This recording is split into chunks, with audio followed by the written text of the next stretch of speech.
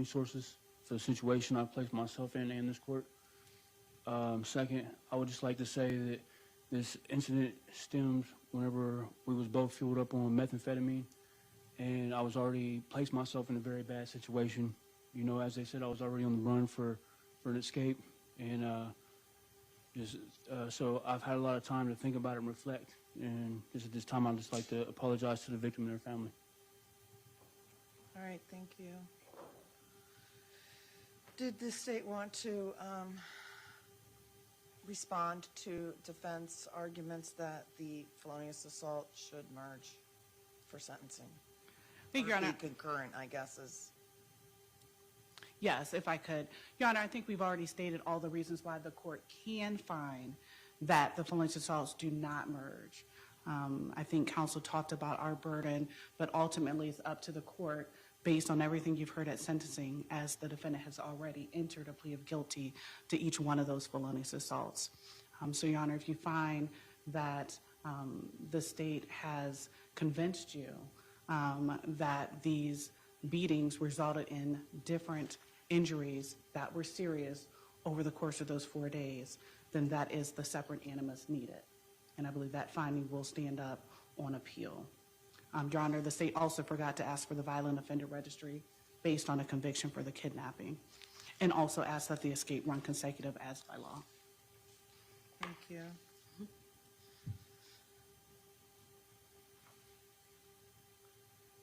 Attorney Grevin, anything further? No, like I said, I don't think they can point to what caused what, and because of that, I think serious physical harm is serious physical harm. I mean, you know, Judge, if I shoot somebody 3 times, that is 3 times can be 3. I guess technically 3 times as well as assault, but it's 1 act. They would have to merge. They'd have to be concurrent.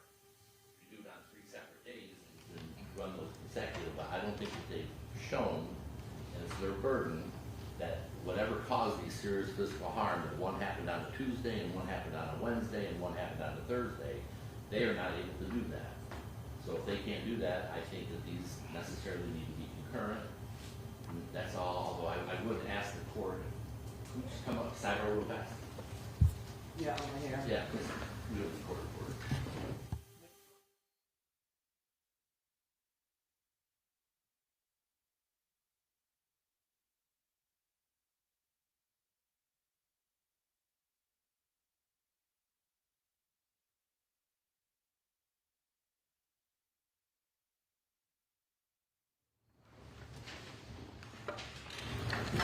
All right, anything further? No, Your Honor. No, Judge. Okay, well, this is a difficult case, there's no doubt. We're all glad it didn't go to trial, honestly. Certainly the conduct here is extreme, and I believe it should be met with extreme punishment. I don't think there's any doubt about that. I'm never going to understand how one human can cause serious harm to another. I'm never going to be able to understand that.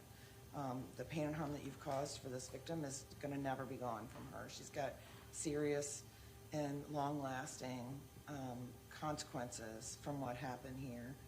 And we may never know what was going on in your head or what caused you to do these things, but what I am going to do is follow the recommendations of the attorneys and impose a sentence, whereas you will not be out and able to make these types of decisions again for quite a while. I'm going to start by reviewing the violent offender form, which I'm going to give you to sign after I've reviewed it. So, you have been convicted of or pleaded guilty to a qualifying violent offender offense as defined in Ohio Revised Code 2903.41. If you're not sentenced, or you are sentenced, hold on. Since you're sentenced to a prison term, you must enroll in the database personally with the sheriff of the county in which you reside 10 days after your release from prison. If you are an out-of-state offender, you must enroll in the database personally with the sheriff of the county in which you reside or occupy a dwelling within 10 days of residing in or occupying a dwelling in Ohio for more than 3 consecutive days, or 2, residing in or occupying a dwelling in Ohio for an aggregate period in a calendar year of 14 or more days. You are required to provide the sheriff certain information, including your full name and any alias you use, your residence address, your social security number, any driver's license number or commercial driver's license number or state identification card number issued to you, information regarding the offense of which you were convicted or pled guilty, the name and address of any place where you are employed, the name and address of any school or institution of higher education you attend, the license plate number of each vehicle owned or operated by you or registered in your name, the vehicle identification number of each vehicle and a description of each vehicle, a description of any scars, tattoos, or other distinguishing marks on your person. You are required to provide the sheriff fingerprints and palm prints.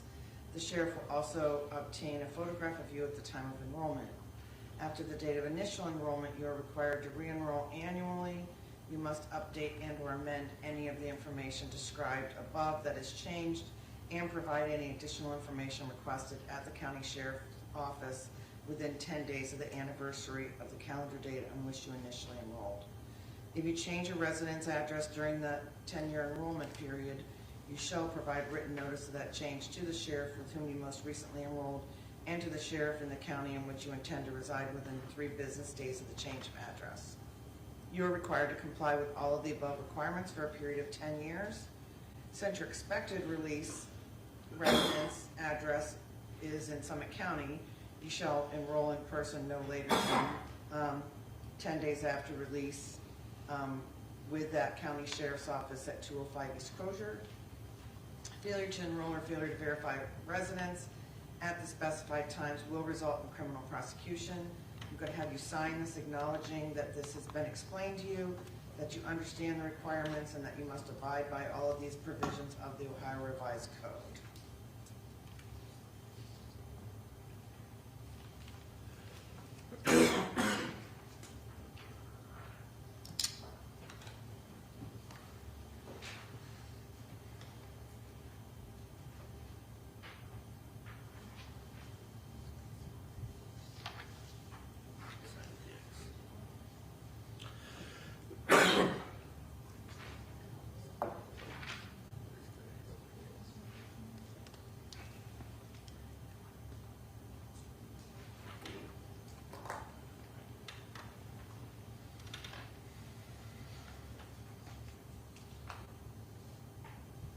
All right, we're going to get you a copy of that before you leave today.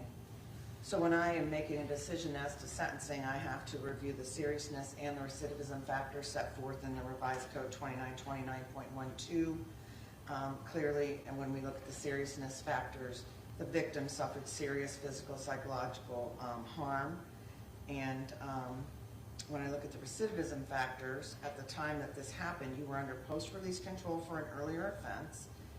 You had a history of criminal convictions. You were out on a warrant at the time, and despite prior attempts to rehabilitate you, you engaged in the same behavior that you'd previously engaged in. And so I will find that both the seriousness and the recidivism factors weigh in favor of a prison sentence in this case, which I think is no surprise to anyone.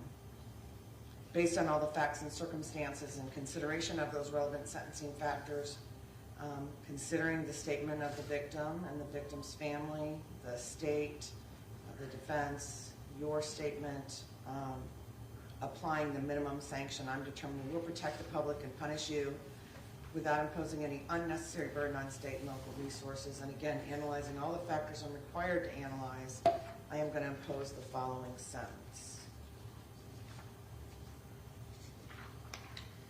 So on counts, I will find that counts 1, 2, and 5 do merge for sentencing purposes.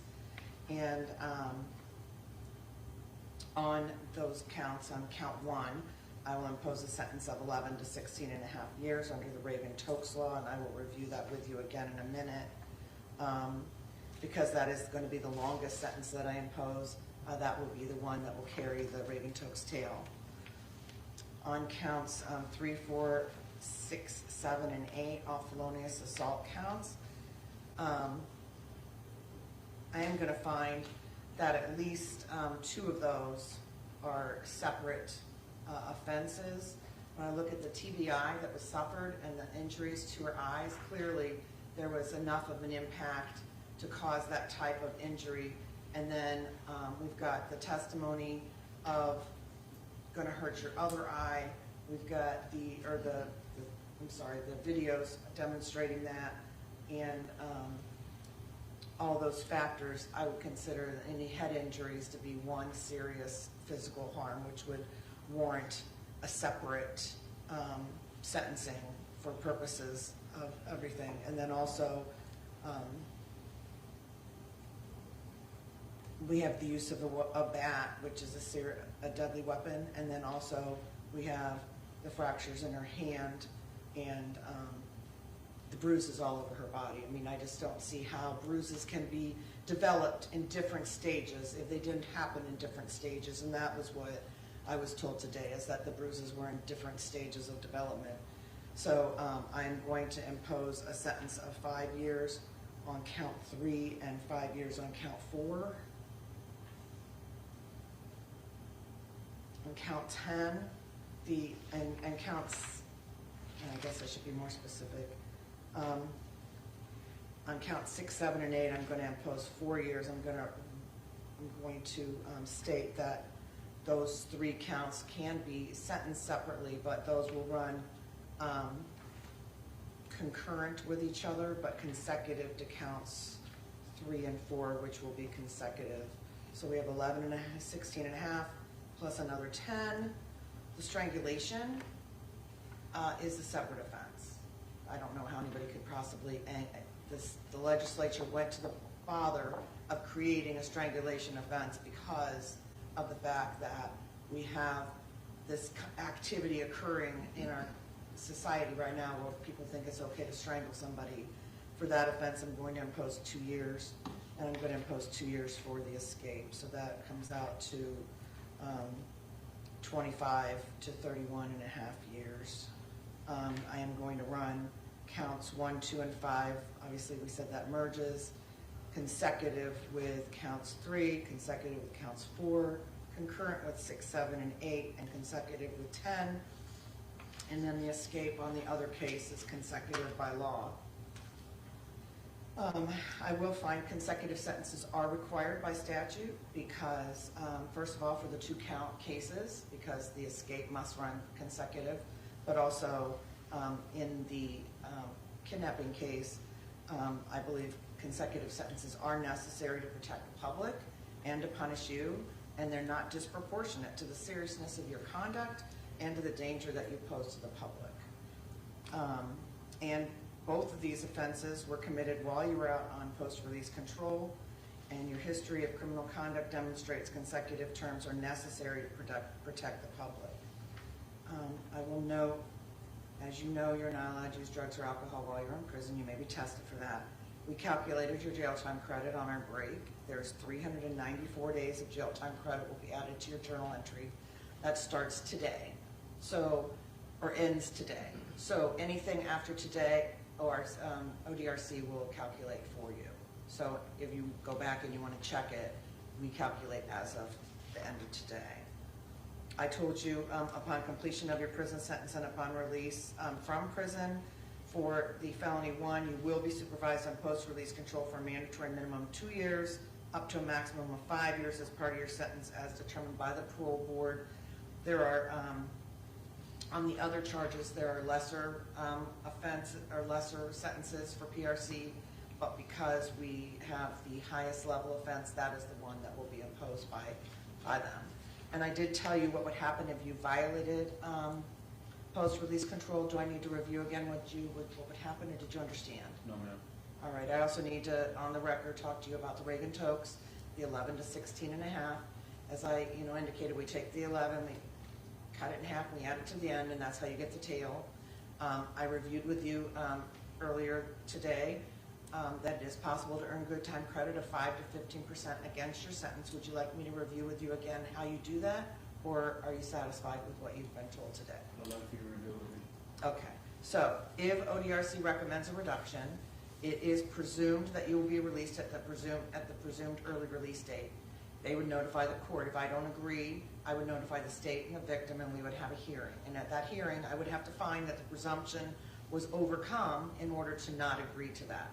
The factors I would look at to see if that presumption was overcome: did you violate rules that compromise prison security or safety of staff or inmates, cause harm to staff or inmates, or violate the law while you were in prison, and those infractions indicated that you had not been rehabilitated, or if your behavior while incarcerated demonstrated continued threat to society, or if you were still security level 3 or higher, or if you did not productively participate in a majority of rehabilitative programs that were recommended, or complete a reasonable number of programs that you started, or if you did not have a fixed residence address upon your release. Any of those reasons would cause me to pause, potentially find that the presumption for early release was overcome, and then you would serve your regular sentence, that was whatever the sentence was imposed. Alternatively, when we get to the 25 years, there's another 6.5 years there that ODRC could keep you if they chose, and they also have standard they need to follow. Once you get to the 25, I no longer have any control over that. At that point in time, they would be looking at, did you violate rules that compromise prison security or safety of staff or inmates, or cause physical harm to staff or inmates, or violate the law while you were in prison? Did that indicate you had not been rehabilitated and demonstrate that you continued to pose a threat to society? That would be one prong for them. So it is a higher standard for them. If you were in extended restricted housing any time the year prior to your release, so that's, you got to kind of be in trouble to be in extended restrictive housing. If anytime that year prior, they could say they're not going to release you. And then again, if you were still security level 3 or higher, those are reasons that they could say they weren't going to release you. They would set a new date for you to be reviewed, and then at that time they would go through that whole thing again. They could not hold you longer than the 30 and 1/2 years. Okay? All right, and then finally,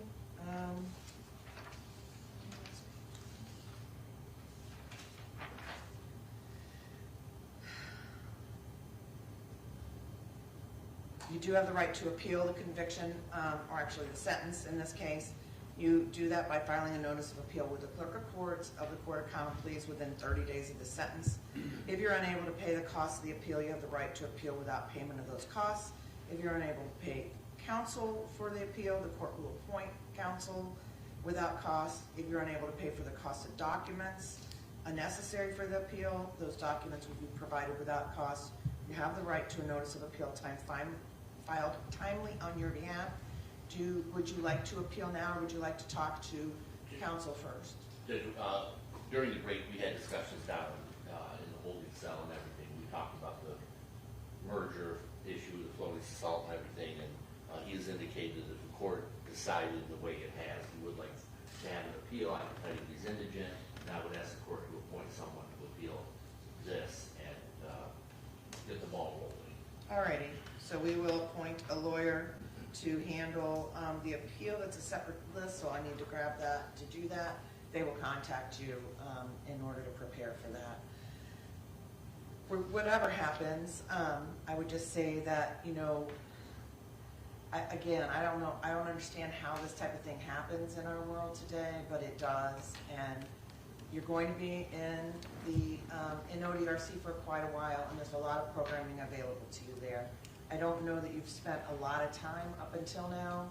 I don't know how much programming you actually were given up until now, but I would urge you to use this time to improve yourself and strive to understand the things that are within you that are driving you to make these types of horrible decisions, because when you get out, you certainly, that's the last thing you want to do is go hurt someone else and end up back in prison for the rest of your life. So please use this time wisely, and